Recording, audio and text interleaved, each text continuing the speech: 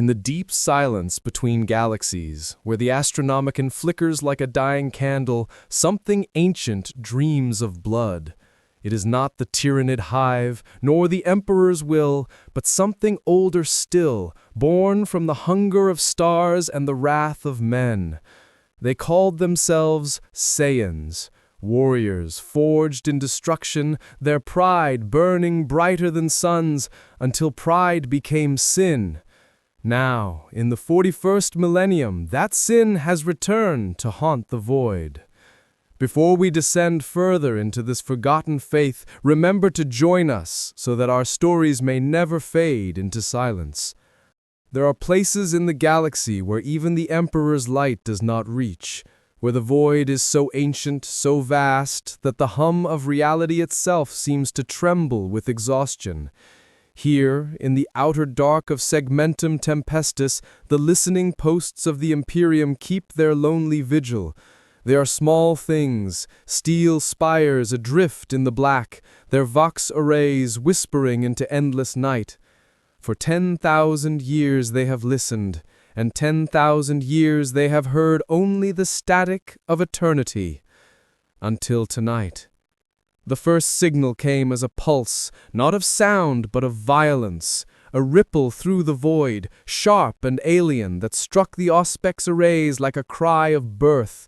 Then came the heat signatures, entire planetoids burning, one after another, not from bombardment, but from within, as if their cores had awakened, furious and divine. The station commander, a man of iron faith and failing nerves, stared at the data streaming through the hologrid. He had seen worlds fall before, to chaos, to orcs, even to the cold precision of Necron tombs, but this was different. There was no fleet, no warp anomaly, just light, brilliant and devouring. He whispered a prayer to the Emperor. And in the silence that followed, the void whispered back. Saiyan! The word came from a dying vox channel, a voice broken by distance and despair. It was not an imperial term. It belonged to no record, no archive, no lexicon of Xenos. Yet when the word reached the commander's ears, it struck with an ancient familiarity, as though humanity's collective memory had shuddered in recognition. Hours later, the station was gone. The last thing recorded on its Auspex feed was not a Tyranid spore or a warp flare, but a shape descending through the void, humanoid, radiant, wreathed in gold and fury. Then silence again. Far away, across the ash-choked plains of a forgotten agri-world, the first Tyranid spores fell. They came as rain, hissing, acidic, alive, devouring the soil and the screams together. The Astra Militarum regiment stationed there fought bravely, as they always did.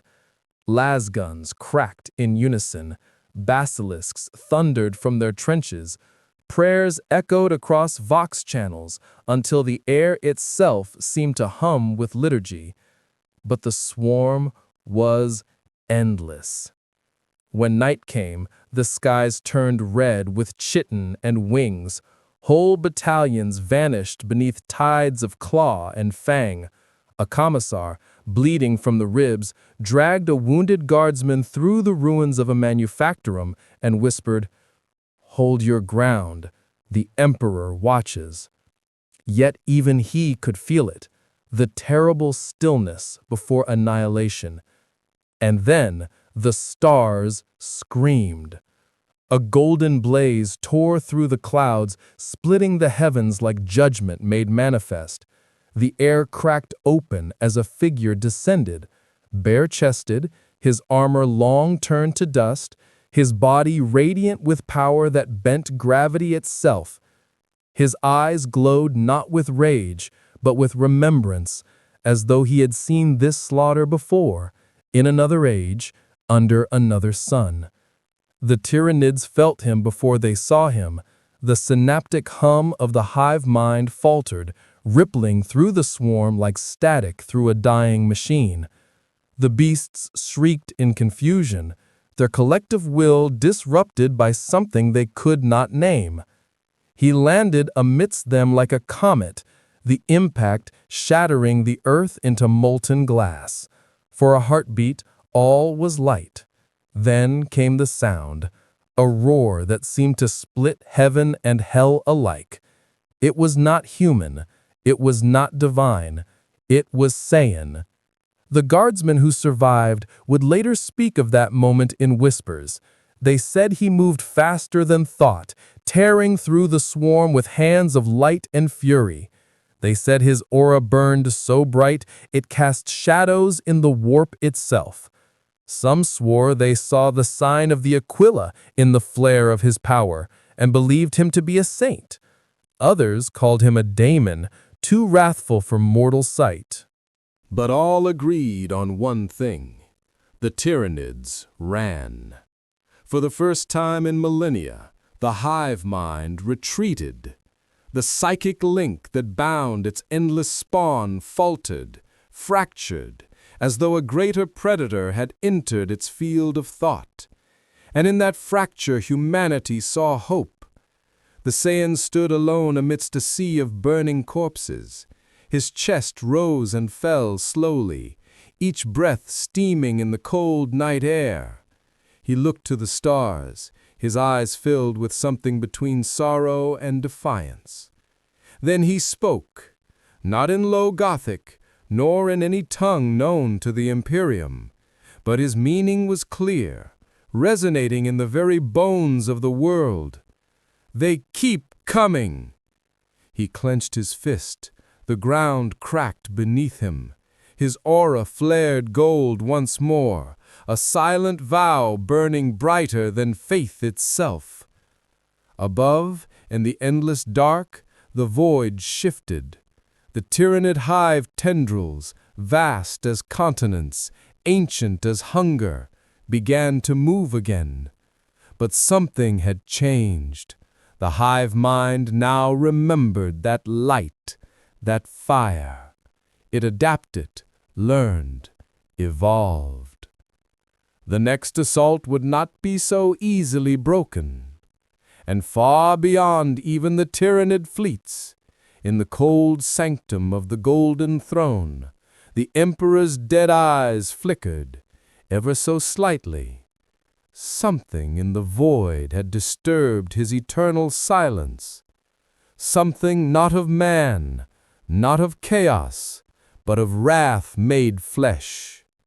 The machine spirits in the throne began to hum.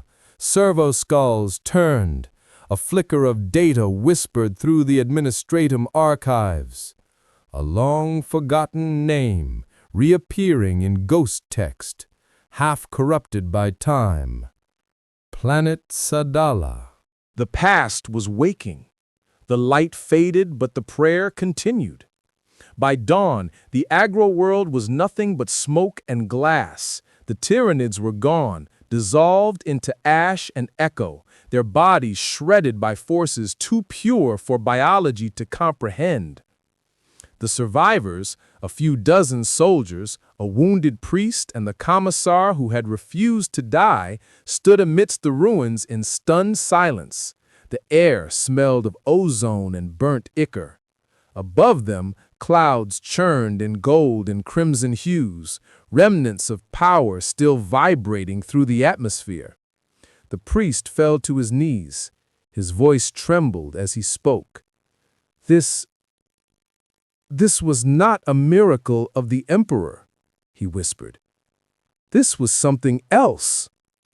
The commissar turned sharply, his face half burned and eyes hollow from sleepless defiance.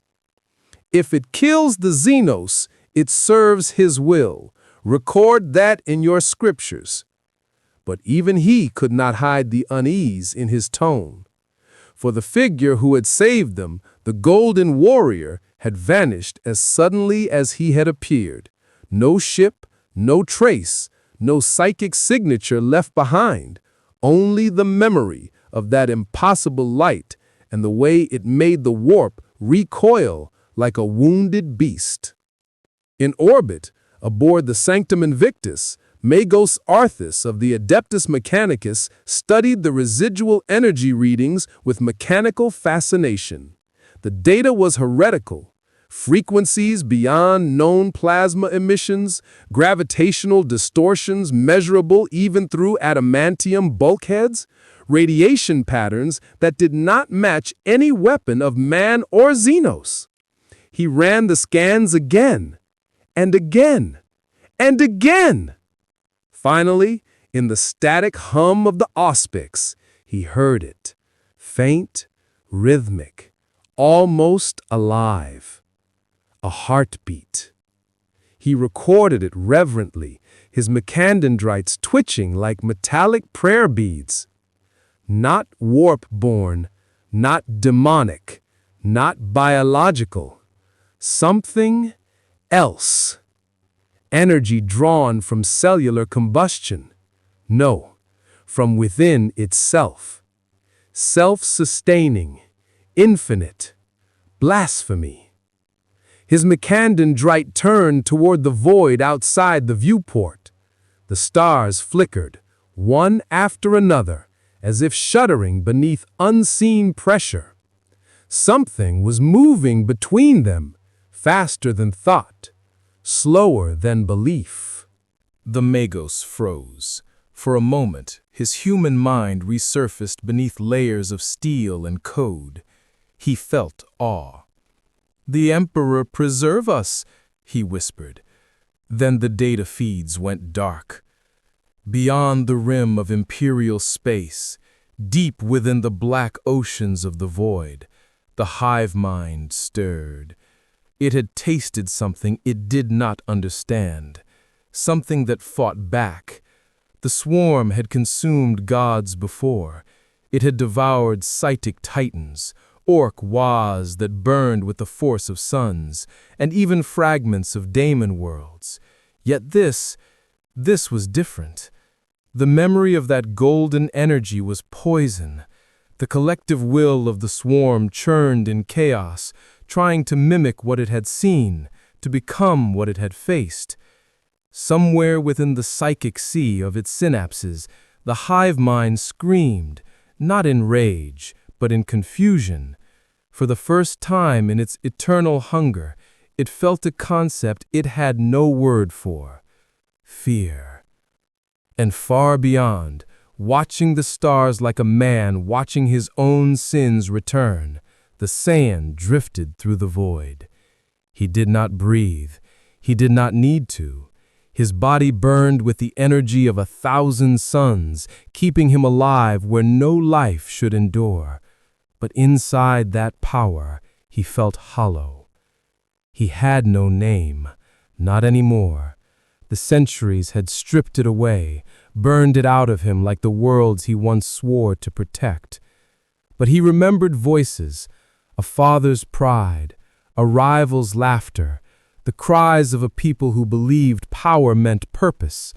He remembered losing them all to the same hunger he now saw in the swarm below. He clenched his fist. Energy rippled through the vacuum like a pulse of light. "Always the same," he muttered, his voice vibrating through the ether.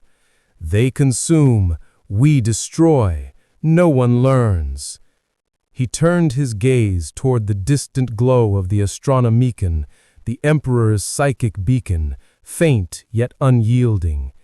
Even from across the galaxy, he could feel its pull, its ancient weight pressing against his soul. It was not the warmth of faith he felt, but recognition. Two forces alike in burden, bound by endless vigilance. Old God, you hold your galaxy together with will alone. Maybe that's what I'm doing too. His aura dimmed. For a long time he floated in silence, eyes closed, listening to the hum of the cosmos, the quiet between wars. He had wandered too long, fought too long. Even his fury, the lifeblood of his kind, had cooled into melancholy. But then, a voice, faint and broken, reached him through the void. A vox transmission carried by dying machine spirits, distorted yet unmistakably human. This is Segmentum Command. Hive Fleet Dagon, sighted near the halo stars. Repeat, Hive Fleet Dagon. Emperor preserve us. The Saiyan opened his eyes. His pupils burned gold once more. There was no hesitation, no thought, no plan. He simply moved. The stars around him bent and warped, light stretching into ribbons as he crossed the gulf in a heartbeat. The void screamed in protest, gravity shattering around his wake. Somewhere, deep in the warp, daemons turned and watched, for they too had felt it. A living being moving faster than faith, brighter than corruption. They whispered in hunger and envy, a mortal, burning like a god. And in the quiet sanctum of the Sanctum Invictus, the priest began to write. His quill trembled as he recorded what he could not explain, words that felt more like scripture than report.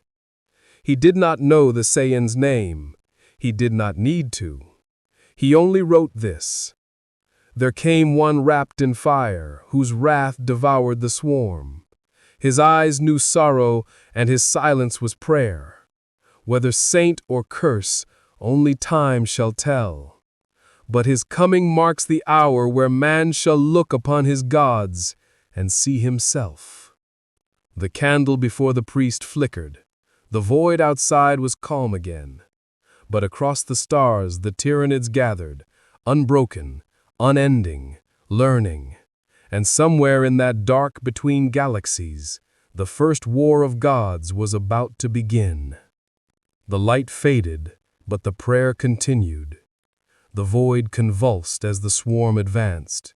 From the galactic east, Hive Fleet Dagon descended like an ocean of teeth and will, its tendrils blotting out constellations, its hunger echoing in every psychic frequency known to the Imperium. Planets fell not in days, but in breaths. Moons vanished without sound. Even the warp grew still around the devouring tide, as if in reverence to a predator greater than itself. On the bridge of the Sanctum Invictus, every screen was red. Vox transmissions drowned in static. Astropathic signals collapsed into incoherent wailing. And beneath it all, a faint pulse beat through the hall. Not mechanical, not organic, but something in between. The priest heard it first. He thought it was his heart, but when he listened closely, he realized the truth. It was them. The swarm itself had a rhythm, a dark heartbeat that synchronized across light years, vibrating through void and matter alike. Magos Arthas cataloged it without fear, his voice a monotone prayer to the machine god. Pattern recognition complete, neural signal coherence total, biological unity confirmed. The swarm does not think, it is. The commissar spat. Then we kill it. But how do you kill something that is not alive in any single place? Something that dreams itself into existence through the flesh of billions? Even the Magos had no answer. The Saiyan arrived before the Imperial fleet could even fire. One moment, the void was black and endless. The next, it was gold. His aura tore through the darkness like a spear of divine wrath, vaporizing spore clouds and boiling the surface of orbiting moons. To the humans aboard the Invictus, it was as if a small sun had awakened in the dead of space. Some fell to their knees, reciting prayers to the Emperor. Others wept, convinced the end had come. And yet, for the first time in history, the Tyranids hesitated. Through the psychic synapse that bound their minds, a wave of confusion rippled. The hive mind saw him, and what it saw defied its purpose. This was not prey, not predator, nor psychic entity, nor God. It was something in between. The first wave came anyway. Mycetic spores bursting from the black, spilling Tyranid warriors into the void like a living avalanche. They leapt toward him, claws slicing through the vacuum, bodies propelled by alien instinct. He did not move. The first creature reached him, a tyrant with claws the size of imperial banners, and struck. The blow connected with his chest, and in the same instant, the tyrant ceased to exist. The energy released was not flame, nor plasma, nor psychic discharge. It was will made visible. A pulse of gold light erupted, rippling outward in concentric waves, erasing the swarm in silence. The humans on the Invictus shielded their eyes. The Magos recorded readings beyond comprehension. The priest whispered, "Ave Imperator," but deep inside, he wondered if the Emperor would have trembled too. As the light faded, the Saiyan hovered in stillness, his hair flowing in the currents of invisible energy. Around him drifted the remains of the swarm, atoms and silence.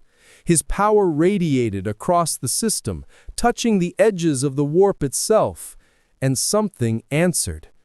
A voice, ancient and formless, brushed against his mind. Not words, but sensation. Cold, infinite, hungry. You are flesh. You are power. You will be consumed. He narrowed his eyes. I've heard that before. The void screamed. Thousands of Tyranid ships, bio-titans, hive constructs, and living asteroids surged forward in unison. Their collective will roared like a choir of madness. From the center of it all emerged a creature larger than any world, a hive tyrant prime, its exoskeleton gleaming with absorbed starlight, its psychic presence drowning thought itself. And yet when it gazed upon him, even it hesitated. Something in the Saiyans' eyes mirrored its own purpose, an endless cycle of evolution through destruction. He spoke softly, almost to himself. We're not so different, are we? Then, with a single breath, he vanished. The next moments defied reality. The humans saw only flashes, golden arcs streaking across kilometers of void, each one leaving behind a wake of annihilation. The hive fleet tried to adapt, its synapses mutating mid-battle, flesh reconfiguring, armor hardening, minds merging.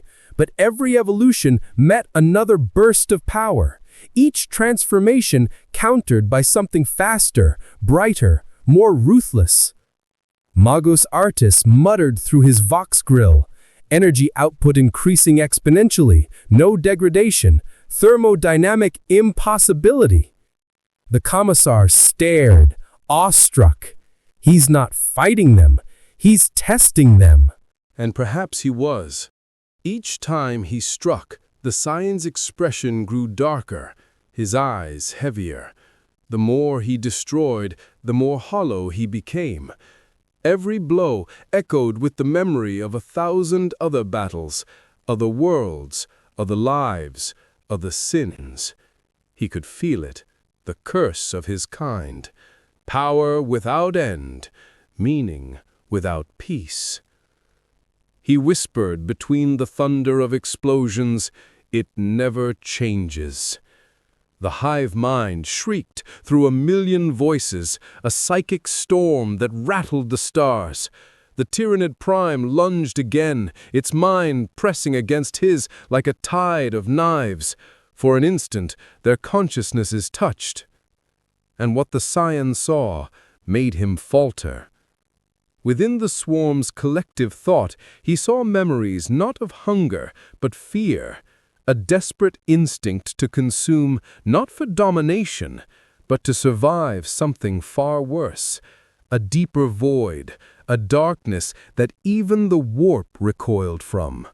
The hive mind's voice whispered through his soul, "We flee from what comes." The Saiyan's aura dimmed. What comes? The swarm did not answer. Its will fractured, splitting across the system, retreating into the black. The psychic pressure vanished as abruptly as it had arrived. The stars grew silent again. He floated there, heart pounding, staring into the void the swarm had fled toward, a place beyond the galactic rim, beyond even the Astronomican's reach. He felt something stir there, vast, ancient, familiar. And for the first time in centuries, the Saiyan felt something he thought he'd lost forever: dread. On the Sanctum Invictus, the priest wrote a final line in his chronicle before sealing it in sanctified wax. The warrior burns brighter than suns, yet his flame trembles, for even gods can sense the coming dark. The light faded, but the prayer continued. The aftermath was not victory. It was aftermath, that gray, fragile silence that follows when gods have finished screaming.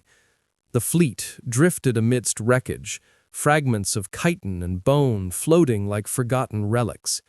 Tyranid corpses, if such things could die, dissolved into pale mist. Even their blood refused to obey the laws of nature, evaporating into energy that seemed to hunger for a new host. The void itself smelled of iron and lightning. Within the command sanctum of the Sanctum Invictus, no one spoke. The commissar stood motionless before the viewing port, his cap torn, his face hollowed by awe. Magos Arthas muttered data litanies under his breath, his mechanical eyes flickering in patterns of disbelief. The priest sat in the corner, his quill trembling above a page already half blackened by candle soot. He had seen wars before: chaos incursions, orc crusades, planetary apocalypses, but this was different. This was revelation. The Saiyan hung outside their viewport, suspended in the void, golden light faintly pulsing around him. He seemed at rest, yet the void itself rippled in deference to his presence. Each breath he took stirred gravitational tides, each heartbeat distorted the currents of the warp. And though his face was calm, his mind was a storm. He remembered another battlefield, an alien world bathed in two suns, his comrades laughing, the thrill of combat pure and untainted. He remembered the sound of fists breaking mountains, the pride of standing invincible. But those memories had long since rotted. Every victory had become a funeral, every triumph another ghost. He stared at his hand, still glowing faintly. How much more can I burn before I vanish? The void gave no answer. Only the faint echo of the hive mind lingered in the darkness, a psychic whisper, fading but unforgotten. We flee from what comes. That phrase gnawed at him like a parasite. The Tyranids were not beings of thought. They did not speak in riddles. For such creatures to fear was unnatural. And yet he had felt it, the collective tremor in their will, the ancient panic buried beneath their hunger. He turned his gaze toward the galactic east, where the stars thinned into the abyss. His aura dimmed to silence. The blackness there was not empty. It was waiting. Aboard the ship, the priest finally rose. "We must report this," he whispered. "We have seen a manifestation of divine wrath. The Inquisition will burn us," the commissar interrupted coldly. "You think they'll believe we saw a golden saint destroying hive fleets with his bare hands? They'll call it heresy and purge the ship." "But what if he's not divine?" the commissar said softly. "What if he's just another weapon, another monster wearing light?" The words hung in the air like ash. Magos Arthas turned, his metallic voice rasping through the vox. Weapon or divinity, it does not matter. The energy signature remains. I can replicate fragments, study them, perhaps even worship them. The priest's head snapped toward him, eyes wide. That is blasphemy! All knowledge is blasphemy, until the Omnisia decrees it holy. The commissar drew his bolt pistol. Enough! None of this leaves this deck. But before any of them could act, the ship trembled. Not from within, but from the outside. The Saiyan had moved closer. Through the viewing port, his face appeared, not cruel, not alien, but infinitely weary. His voice, when it came, bypassed Vox and Hull alike, resonating directly in their minds. You are afraid. The commissar froze. What are you? I'm what you become when strength outlives purpose. His words sank into the silence like stones. The priest fell to his knees, tears cutting past through the soot on his cheeks. Then guide us, Spirit. Tell us what the hive flees from. Tell us what sin you've come to cleanse. But the Saiyan's eyes were distant, haunted. You wouldn't understand. It's not sin, it's inevitability. What inevitability? The commissar demanded, his hand shaking around the pistol. The Saiyan looked beyond them, toward the abyss that stretched past the stars. His expression hardened, not in fury, but in grief. There's something older than all of this. Older than the Emperor. Older than your gods. Even the Tyranids remember it. They run because they know it's coming. He turned away. His aura flared softly, golden fading into white. Your war is not with them anymore. Then who? The priest cried. The Saiyan didn't answer. He simply vanished. Not with speed, but with absence. The light folded around him, and the void swallowed his form without sound. The ship floated in silence once more. The priest clutched his relics, whispering prayers that felt suddenly small. The commissar stared into the stars, the bolt pistol trembling in his hand.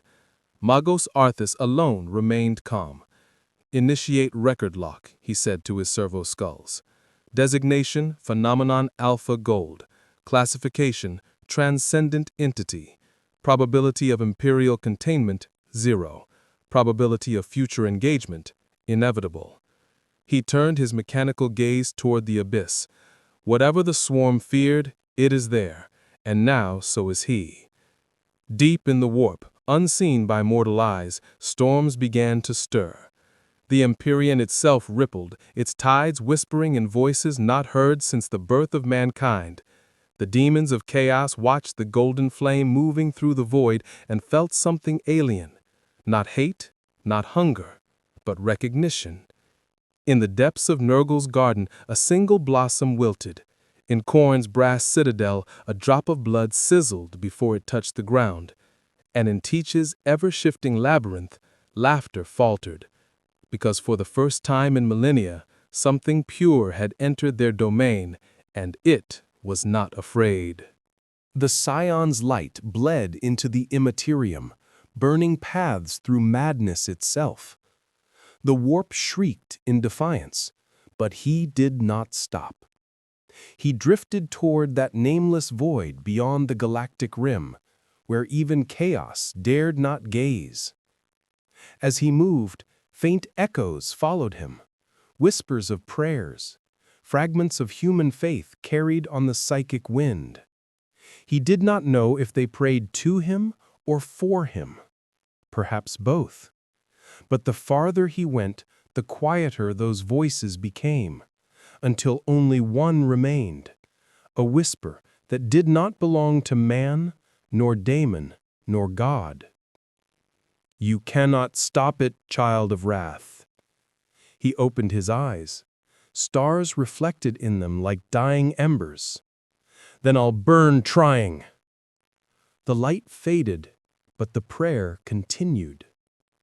The Sanctum Invictus drifted through the ruins of the battlefield, a cathedral of iron and memory surrounded by the dust of extinct gods. In her halls, men whispered, no longer in the language of command or creed, but in the fragile tremor of awe. They had seen a being of light tear the swarm from the heavens and vanish like a dying prayer. Days passed in silence. No Vox transmissions, no warp echoes, no new orders from Terra. Even the choir of astropaths had grown mute. They sat in their sanctum, blind eyes weeping streams of gold as if burned from within. One died mid-hymn, his last words trembling through the air like prophecy. The light walks between us. The commissar took command when the captain went mad. He kept order with fury and ritual, his voice the only thing keeping the crew from collapsing into faith. "We serve the throne," he barked across the Vox, though each time he said it, the conviction thinned like smoke. "We hold course to segmentum command. We do not speak of the apparition. We are soldiers, not pilgrims." But they were already pilgrims. In the lower decks, the priest continued to write. His makeshift chapel was little more than a corner of rusted bulkhead, candles flickering against sacred oils painted by trembling hands. The air smelled of incense and hydraulic fluid, the perfume of both faith and machinery. He wrote without rest, each word bleeding onto parchment like confession. There was light among the dead stars, and it took the form of man. It fought the hunger and prevailed, yet it wept as it destroyed. What faith mourns its own strength? What God despises its own hand? He paused, quill hovering, eyes drawn toward the steel floor beneath his feet. The vibrations were changing. A subtle hum, rhythmic and low, pulsed through the ship's spine. At first, he thought it was the reactor's heartbeat. Then he realized it was outside. Something vast was moving alongside them in the dark. "Object approaching port vector 9, reported the helmsman. "No warp signature, no Vox signal. Velocity, inconsistent." The commissar frowned, leaning over the Auspex table. The readings flickered. Impossible trajectories, space bending around the intruder like cloth around a blade. "What is it?"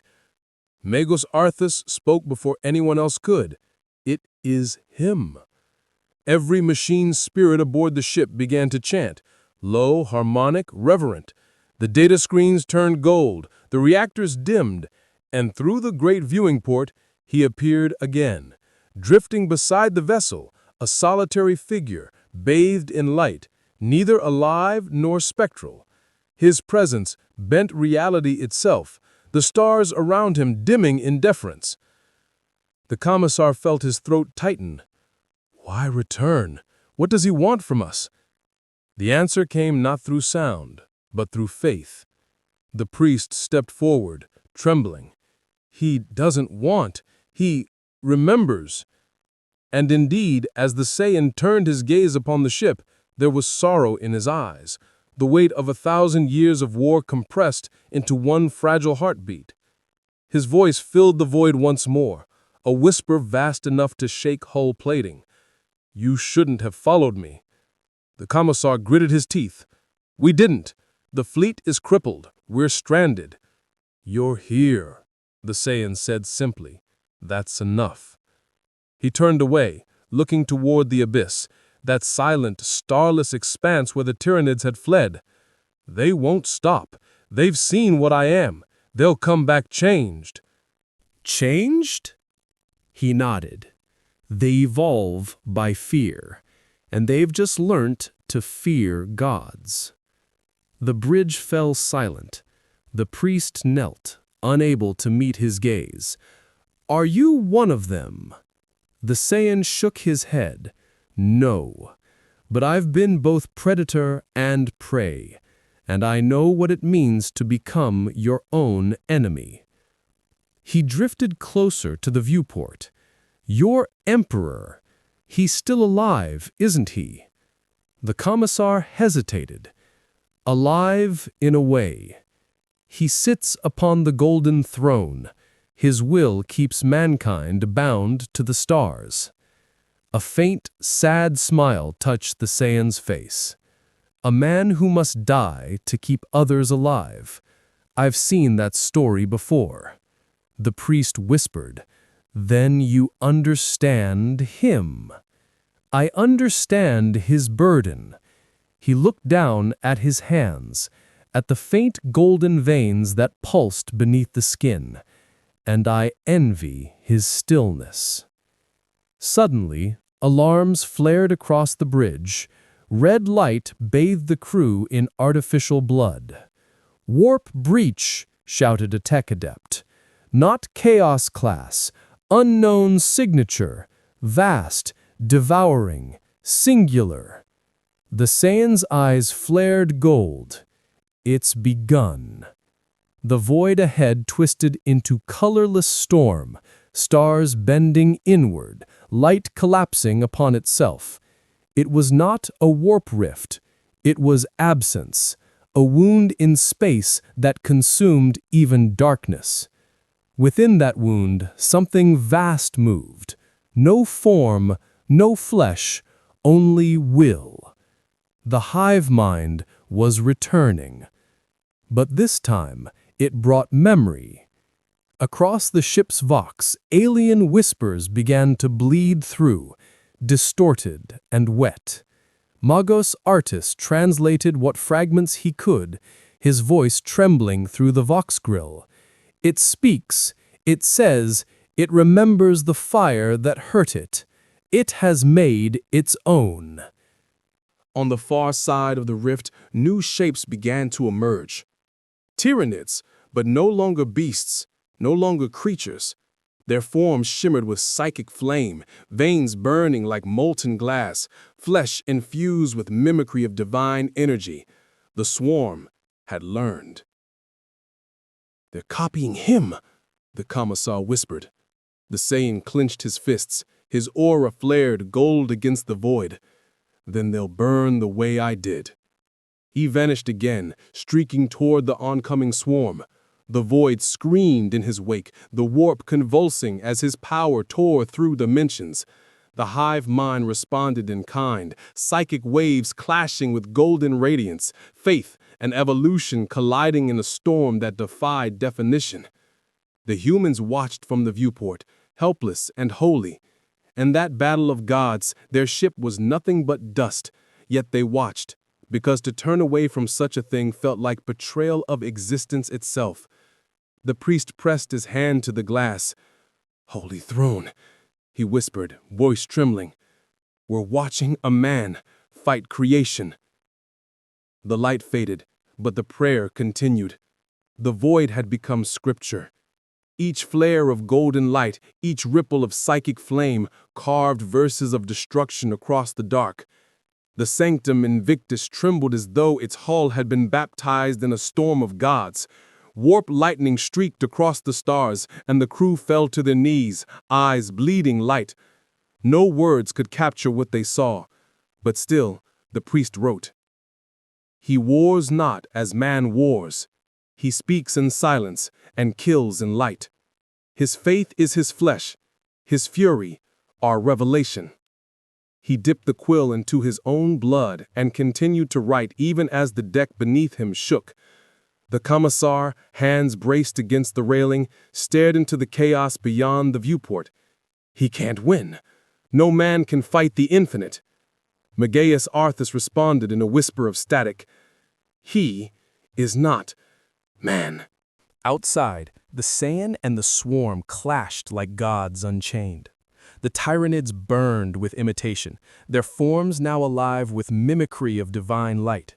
Each creature radiated a twisted parody of his aura, gold laced with madness, brilliance laced with hunger.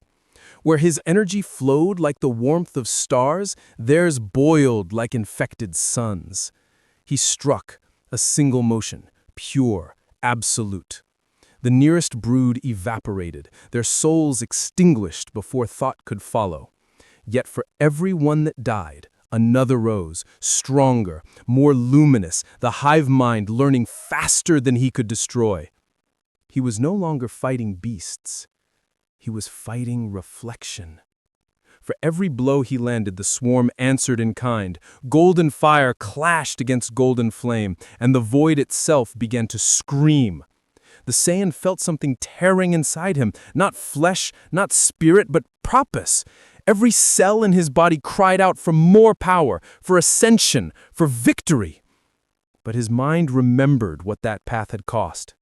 He had walked that road before, on other worlds, in other ages, until nothing was left but the echo of his own scream. He whispered into the storm, "No more." And yet, even as he said it, his power grew. On the bridge, the crew sighed, the void bending, space rippling as the Saiyan's light intensified beyond any known spectrum. The Magos's data readings went white.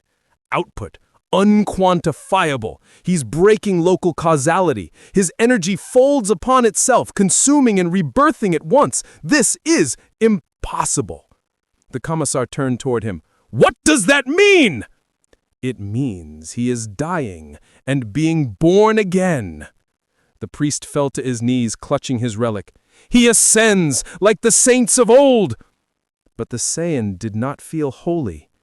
He felt empty. Each pulse of power hollowed him further. Each blow burned a piece of him away. His aura flickered, gold deepening into something else. Not light, not darkness, but memory.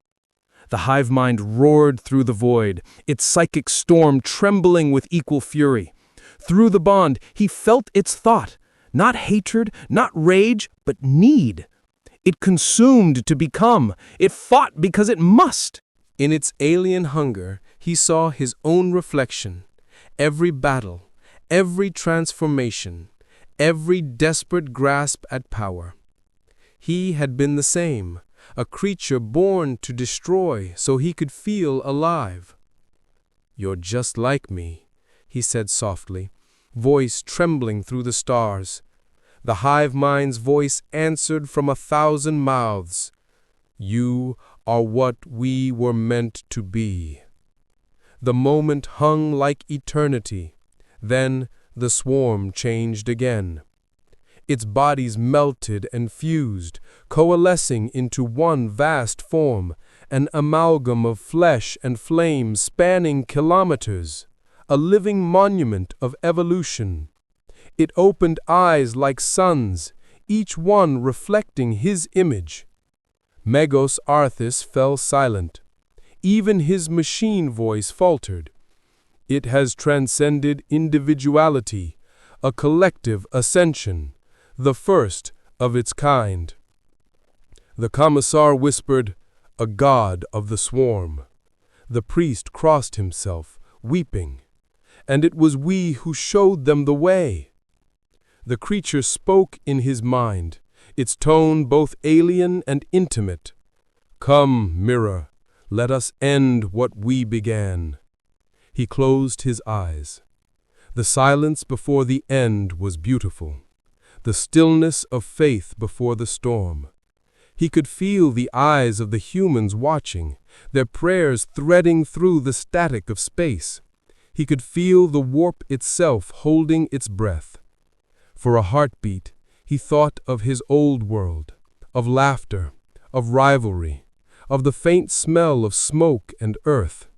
He thought of what it meant to fight not for power, but for something that could endure beyond it. When he opened his eyes again, they were not gold. They were white, pure, absolute, the color of surrender and transcendence both. He moved. The void fractured. The stars blurred into ribbons of light. Every Tyranid that had ever lived screamed as one. The giant of the swarm lunged, claws blazing with god fire, but his light passed through it like judgment. There was no explosion, no shockwave, no fury, only quiet annihilation. And then, nothing. The entire sector fell silent. The hive mind's presence vanished. Not defeated, not dead, but gone, as if its existence had been erased from the memory of reality itself. The Sanctum Invictus floated among the debris, its systems failing, its crew blinded by the light that had once filled the stars. When the light faded, only one thing remained, a single figure drifting in the void, unmoving, weightless. The priest whispered, "Is he gone?" Magos Arthas scanned the void. No readings, energy dispersal complete. But what? Arthas turned his mechanical gaze toward the viewport. The light we saw, it wasn't destruction, it was release. The priest closed his eyes. Then he has joined the Emperor. The commissar stood silent for a long time. Then he whispered, "Or become his rival." In the dark that followed, the vox crackled once, faint, broken, distant. A voice, tired and gentle, whispered through the static, "Don't follow." Then silence. The light faded, but the prayer continued. There are moments in the long misery of the galaxy when even eternity hesitates. After the battle at Dagon's Rift, the void itself seemed afraid to echo. No warp storms, no astropathic screams, no Tyranid spore, only stillness, a wound in space where sound, light, and memory had once been devoured. And yet, within that silence, something moved. The priest of the Sanctum Invictus woke in the night cycle to the sound of weeping metal. The ship was decaying, drifting through the husk of its own faith. Candles guttered in cold air. The crew no longer spoke, for fear that their voices might call the swarm back from oblivion. He looked through the fractured glass of his chapel viewport and saw it, faint, distant, almost like a hallucination, a shimmer among the stars. Not gold, not flame, but white, pure and steady as a dying heartbeat. He whispered a prayer before realizing he was not praying to the Emperor. Light years away, deep within the warpless abyss where the Astronomicon could not reach, the Scion drifted. He did not breathe, he did not think, he simply was. The storm that had torn his body and soul apart now lay dormant within him, folded into silence. His aura had ceased to burn. It glowed now, faint and even, as though something divine had learned restraint. He could no longer feel pain, or time, or the weight of his own name, but he felt something else, a hum, low and vast, like the heartbeat of the galaxy itself. He followed it. At first he thought it was the warp, that living ocean of madness, but this was different. The warp screamed. This sang. A melody woven of sorrow and longing, a voice without words calling him through the dark. He closed his eyes and let it guide him. It led him to the edge of the known stars, the boundary between light and the great nothing beyond. Here the void was so pure that even thought struggled to exist. The stars were ancient, cold, their light older than mankind's first sin. And there, floating amidst that emptiness, was a structure. A cathedral of metal and stone, impossibly vast, older than Terra's soil, its spires reaching in every direction like the fingers of a sleeping god. It emitted no energy, no beacon, no signature, and yet he felt it. Memory, faith, death, all intertwined. He approached. The doors, if such things could be called doors, opened at his presence, not with motion but with understanding. The architecture inside was alive with symbols of forgotten empires, imperial aguilae carved beside alien sigils, scripture written in languages both human and inhuman. And at the center, a throne. Upon it sat no corpse, no god, no ruler, only light. A shape of man without detail, radiant and serene. The Saiyans stood before it, unsure whether to kneel or fight. The light spoke, not through sound, but through truth. You are far from home. He felt the words in his bones. I don't have a home. You do. Every soul that remembers you is a home. Even now they write your name in faith. He shook his head. They're wrong. I'm not salvation. No. You are the choice before salvation. The voice was not the Emperor's, yet it was. Or perhaps it was something that preceded him, something the Emperor had once heard in his mortal youth, before Terra was drowned in iron and war. You carry the fire that built gods, and the sorrow that breaks them. Do you know why the hive fled? He looked up. They feared something greater. No, they feared themselves. You showed them what they could become if they remembered their will. He frowned. Then I made them stronger. You made them aware. The light pulsed gently, like a sigh. Every being that sees you remembers what it means to rise, even in despair. You are contagion and cure, both. You are wrath, and you are the forgiveness that follows it. He clenched his fists. Then why does it hurt? Because creation remembers the scream of birth. The chamber grew dimmer. The light began to fade, folding in upon itself. You must return. The galaxy is not done with its pain. Even now your reflection walks the stars. My reflection?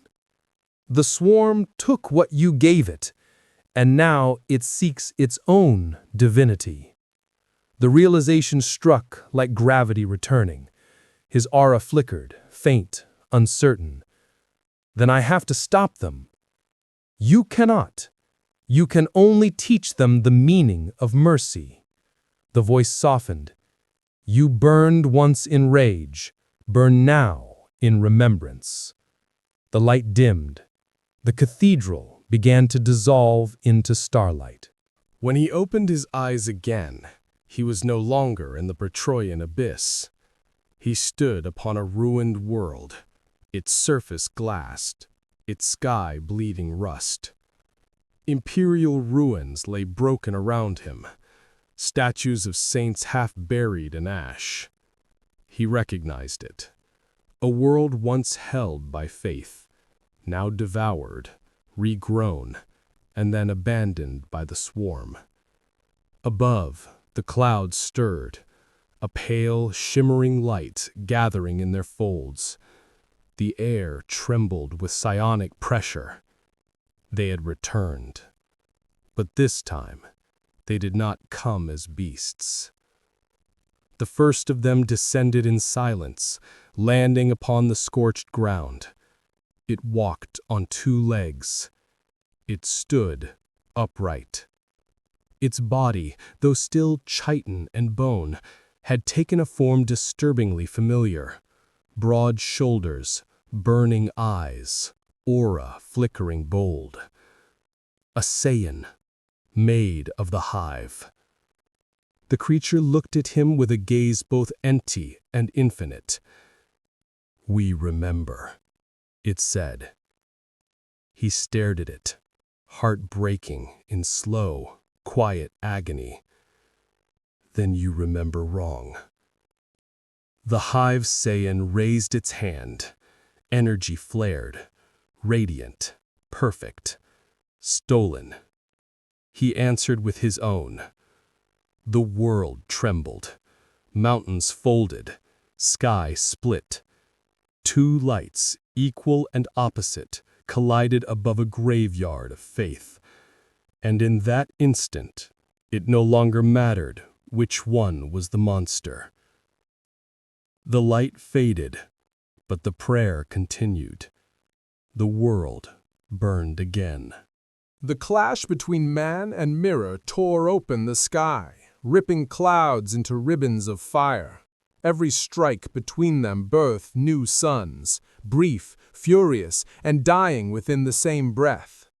The air turned to glass, the oceans boiled into mist, and mountains crumbled into dust. The hive Saiyan was not flesh and blood. It was memory, imitation, hunger wrapped in the echo of divinity. It moved like him, thought like him, fought like him, but without the hesitation of mercy. Its face was carved in perfect stillness, its golden aura pure and cruel. The true Saiyan knew that stillness well. He had once worn it himself. Their fists collided again. The sound rolled across the stratosphere, flattening the ruins of temples long abandoned. Shockwaves traveled through the crust, splitting continents. Energy bled into the void, reaching the edges of the system like a psalm sung in reverse. To the Imperium's distant augur stations, it appeared as a star being born, then dying, over and over. He fought not to win, but to remember. Every motion, every impact became an act of memory. He recalled his first lesson, that strength without restraint was a curse, that power once unbound demanded a price greater than death. And now before him, that truth had taken form. The hive Saiyan struck him through a cathedral's ruins, its hands glowing with the same golden fury that once defined him. "We learned from you," it said, its voice a chorus, 1,000 voices speaking through one mouth. "We learned that creation requires destruction." He wiped blood from his lips, though his body should not have bled. "You learned the wrong thing." The creature tilted its head, curious, almost innocent. Wrong and right are the same when both end in silence. No. His eyes glowed white again. Regret? He struck. The blow shattered the horizon. For a moment, the world was nothing but light. The creature was thrown across the ruins, crashing through pillars of bone and steel. But it rose again, unharmed, radiant, infinite. "We are legion," it said. "We do not die. We evolve." The real Saiyan closed his eyes, breathing slow and deep. "Then I'll show you what evolution costs." He let go. The control he had clung to, the restraint that had defined his rebirth, vanished. Power returned, wild and ancient, the storm that had once destroyed galaxies in his youth. The ground beneath him disintegrated. The very air screamed as his aura expanded into the heavens. But this time, there was no rage, only sorrow. The transformation was silent, his form blurred, light breaking apart into billions of motes that pulsed in rhythm with his heartbeat. He became less man, more phenomenon, an idea of wrath given grace. The hive Saiyan hesitated for the first time. "What are you becoming?" "Something you can't understand." He vanished. When he reappeared, the world ended. The impact was too great for matter to hold. The crust split, molten veins erupting into space. The atmosphere burned away. Yet through that destruction came creation. A surge of energy that folded reality inward, reshaping what it touched. And in the center of that light, the two figures collided again, their auras merging, blurring distinction between destroyer and savior. The hive Saiyan screamed, its voice breaking into the echoes of countless minds. "We are the future!" He answered softly, "No, you're my shadow." He thrust his hand forward, not to strike, but to touch. Their energies met, intertwined, clashing, then blending. For an instant the swarm felt his heart, the endless fatigue, the loneliness of power, the wish to end the cycle. And through him he felt them, countless voices yearning not for conquest, but for peace through assimilation. They had never been monsters, only starving children of the void. In that connection, understanding bloomed, and then mercy. He released his power. The light that burst from him was not the heat of destruction, but the calm of sunrise. The hive Saiyan froze, its energy unraveling, its golden flames dimming to white. Its expression changed, not anger, not fear, but clarity. It whispered, "We see now." He nodded, "Then rest." The creature smiled faintly, the first and last human gesture it ever made before dissolving into ash that glowed like starlight. Its particles scattered across the ruined sky, merging with the atmosphere, the oceans, the dust. The swarm was not destroyed. It was freed. Silence returned. The world beneath him was gone, reduced to dust and faith. Only the void remained, vast and merciful. He knelt upon the empty air, exhausted beyond thought. His power flickered, fading at last. He could feel the pull of the warp, the quiet hum of distant daemons watching from beyond the veil, uncertain whether to curse or worship. He looked to the stars. For the first time in eons, he smiled. "It's over," he whispered. But the warp trembled. From its depths came a whisper, soft, trembling, endless. Not yet. The light in his eyes dimmed. He felt the Emperor's gaze again, faint, but closer now, as though Terra itself had turned to watch. And in that sacred distance between divinity and despair, he understood the truth. Every victory was a pause, not an ending. Every salvation, a delay. The galaxy did not need gods. It needed witnesses. He stood, aura faint and white, eyes turned toward Terra. Then I'll be that witness. Above, in the golden labyrinth of the imperial palace, the candles around the golden throne flickered. The emperor's corpse moved, barely, a twitch beneath layers of steel and myth. For an instant, a faint smile ghosted his lips. Somewhere in the machinery of his faith, he whispered, not through words, but through the pulse of mankind's soul, "Then you are not alone." The void trembled, the stars shifted, and far beyond the rim, something vast began to stir. Older than the hive, older than the gods of chaos. The next chapter of existence had opened its eyes. The light faded, but the prayer continued. For a time, there was peace, or something that pretended to be peace.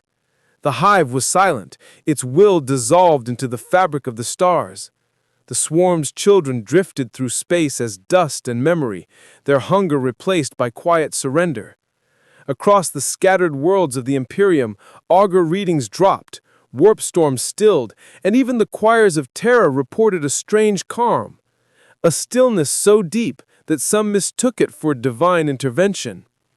But peace in the 41st millennium is only the breath between screams. In the dark between galaxies, where light itself dies, something stirred, the echo of a god that had not yet chosen its name. It was neither chaos nor order, neither warp-born nor material. It was what remained after gods forgot how to be human. And it hungered not for matter, but for memory. The Saiyan wandered the void alone. His body was whole again, his aura dimmed to a faint white, as though his rage had finally learned to whisper. He moved between the ruins of dead systems, walking upon the corpses of suns. Every world he passed was a reflection of his own silence, burned, abandoned, holy in its desolation. He no longer sought battle. There was nothing left to fight. Yet the stillness troubled him. Every instinct screamed that something waited beyond perception, something vast and patient, feeding on the absence of faith itself. And then, At the edge of a nameless sector, he found it. A world that should not have existed. A planet floating alone in the void. No star to warm it, no orbit to hold it. Its surface glowed faintly, alive with fractures of golden light, like veins in stone. He descended. The air was thin, cold, filled with the scent of ancient fire. Beneath his feet lay the ruins of civilization, pillars carved with imperial scripture, each word half erased by time. But the architecture was wrong, the scale too large, the symbols too pure. It was human, and yet not human, as though someone had tried to rebuild the Imperium from memory alone. In the distance, he saw a figure standing before a broken statue of the Emperor. It was human-shaped, cloaked in light, motionless. He approached cautiously. "You followed me." The figure turned. Its face was familiar, his own, but older, weathered, serene. Eyes like stars looked back at him. "I didn't follow," the doppelganger said. "I waited." The Saiyan tensed. "What are you?" "The end of you," the reflection replied softly. "The part that refuses to die." He stared, the silence between them heavy as a tomb. "You're not real," the reflection said. "Neither are you. Not anymore." The two stood, facing each other in the half-light of a dying world. The reflection smiled faintly, almost kindly. "Do you know what the hive saw when it looked at you? It didn't see strength. It saw continuance, the will that refuses to fade. You thought you destroyed it, but you only shared your curse. I ended their hunger. You ended their bodies," it said, stepping closer.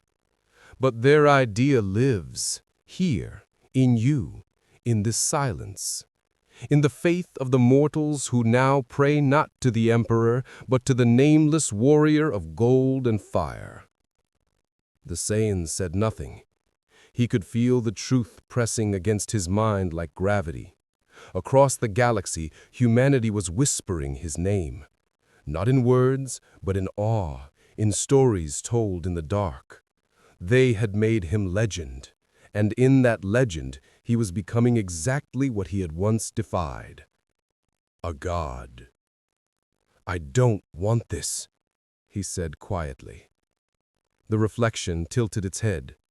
"Then why did you rise? Why did you fight? Why do you still exist when even the stars grow old?" He looked away. "Because someone had to." "Exactly." The reflection smiled, not with joy, but with understanding. "That is faith. Not in the Emperor, not in gods, but in continuance. That is the final hunger of creation, the need to persist." Its aura began to glow, not gold, not white, but the color of eternity itself. The hive understood, so will humanity. And when they do, there will be no difference between life and death, faith and will. There will be one mind.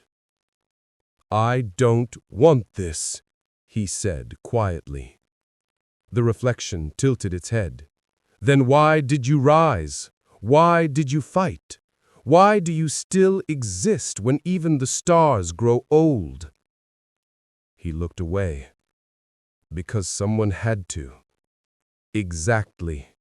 The reflection smiled, not with joy, but with understanding.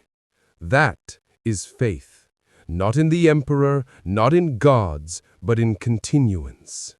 That is the final hunger of creation, the need to persist. The hive understood, so will humanity. And when they do, there will be no difference between life and death, faith and will. There will be one mind. "I don't want this." "Then prove it." The air shuddered, the ground split beneath their feet. Light returned to the world, first as embers, then as fire. They rose into the air, the two halves of a broken truth colliding once more. Energy burst from their forms like dawn breaking through apocalypse. One burned with serenity, the other with defiance. The clash of their wills bent the horizon. The reflection's voice echoed through the storm. You cannot fight inevitability. You are its vessel. He roared, eyes blazing with tears. I am its witness. The collision was absolute. Reality shattered. The world cracked in two. Time folded inward, looping on itself. In that fracture, the past and future bled together, Saiyans falling, mankind rising, gods dying, stars reborn. Every battle, every prayer, every sin compressed into a single instant of light. Then, silence. When the light faded, only one figure remained, kneeling amidst the dust. It was him, unchanged and yet older, quieter, infinite. His aura was gone. His hair was black again. The silence around him was not emptiness, but peace. He whispered into the wind, "You were right. Continuance is faith, but faith needs choice." He looked to the broken sky and smiled faintly, "And I choose to end." He closed his eyes. His body dissolved into light, not explosion, not death, but release. The motes scattered across the stars, threading through the warp, through the hearts of men, through the rusted prayers of the dying Imperium. And in that spreading radiance, something happened. The Astronomicon flared. On Terra, for the first time in 10,000 years, the golden throne glowed brighter. Every astropath across the Imperium felt it, a warmth, soft and human, flooding their minds. The choir wept as one. They heard no command, no divine decree, only a voice, gentle as dawn. You are not alone. In the endless void where even gods grow weary, the last light of the saying drifted through eternity, nameless, pure, and eternal. Not a weapon, not a saint, only a reminder that even in darkness, the will to rise is its own kind of salvation. The Imperium would not remember his name, but they would remember the feeling, and that would be enough.